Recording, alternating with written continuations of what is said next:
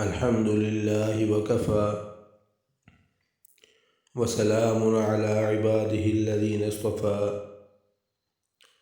أما بعد فأعوذ بالله من الشيطان الرجيم بسم الله الرحمن الرحیم۔ قرآن کریم میں اہل ایمان کو خطاب کر کے فرمایا گیا، اے ایمان والو، اسلام میں پورے کے پورے داخل ہو جاؤ اور شیطان کے نقش قدم کی پیروی مت کرو۔ سوچنے کی بات یہ ہے کہ جب ہم ایمان لا چکے تو اسلام میں داخل ہونے کے کیا معنی ہیں؟ جو بات آج سمجھنے کی ہے وہ یہ کہ اسلام کیا ہے۔ اسلام عربی زبان کا لفظ ہے،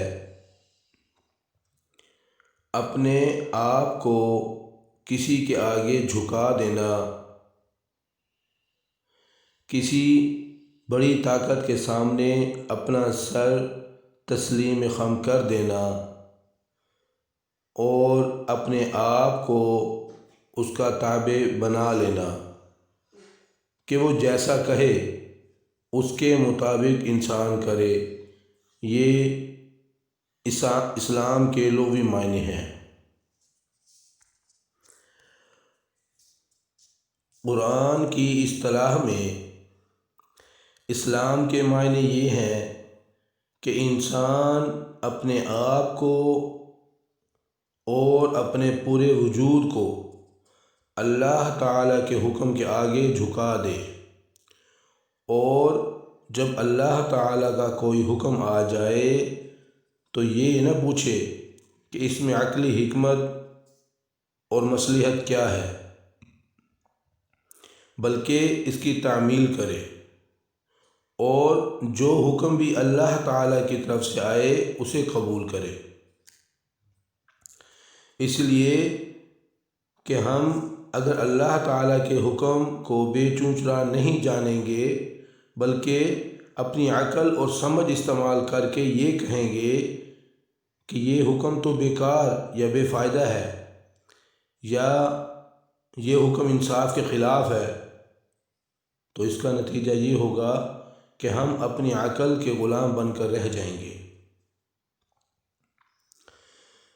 اسلام میں پورے داخل ہو جاؤ، یعنی یہ نہ ہو کہ ایمان، عقیدے اور عبادات کی حد تک تو اسلام میں داخل ہو گیا، نماز، روزہ، حج، زکوٰۃ جیسے عبادات کر لی، لیکن جب بازار پہنچے تو وہاں مسلمان نہیں۔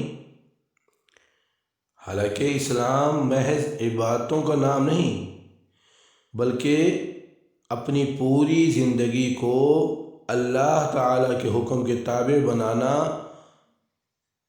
اسلام ہے۔ کامل مسلمان وہ ہے جو جہاں کہیں بھی ہو مسلمان ہو۔ آج ہم مسجد میں مسلمان ہیں لیکن جب بازار میں پہنچے تو لوگوں کو دھوکہ دے رہے ہیں، امانت میں خیانت کر رہے ہیں، دوسروں کو تکلیف دے رہے ہیں اور ان کی دل آزاری کر رہے ہیں، تو یہ اسلام میں پورا داخل ہونا نہ ہوا۔ اس لیے کہ اسلام کا 1/4 حصہ عبادات ہیں، 3/4 حصہ حقوق العباد سے متعلق ہے۔ لہذا جب تک انسان بندوں کے حقوق کا لحاظ نہیں رکھے گا وہ اسلام میں پورا داخل نہیں ہوگا۔ حضور صلی اللہ علیہ وسلم نے ارشاد فرمایا، کامل مسلمان وہ ہے جس کے ہاتھ اور زبان سے دوسرے مسلمان محفوظ رہیں۔ لہذا دوسرے مسلمان کو تکلیف پہنچانا گناہ کبیرہ ہے اور حرام ہے۔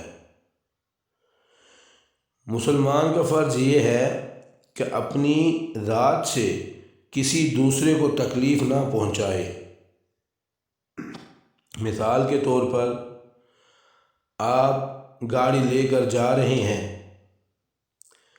آپ نے گاڑی کہیں راستے میں کھڑی کر دی جو دوسروں کی گزرنے کی جگہ تھی۔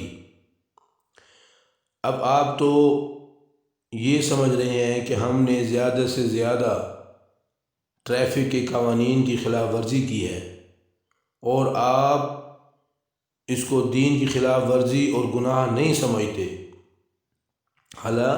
حالانکہ یہ صرف بد اخلاقی کی بات نہیں بلکہ گناہ کبیرہ ہے۔ یہ ایسا ہی گناہ ہے جیسے شراب پینا، بدکاری کرنا، گناہ کرنا۔ حقوق العباد کا معاملہ نہایت سنگین ہے، لیکن ہم لوگوں نے اس کو دین سے بالکل خارج کر دیا ہے۔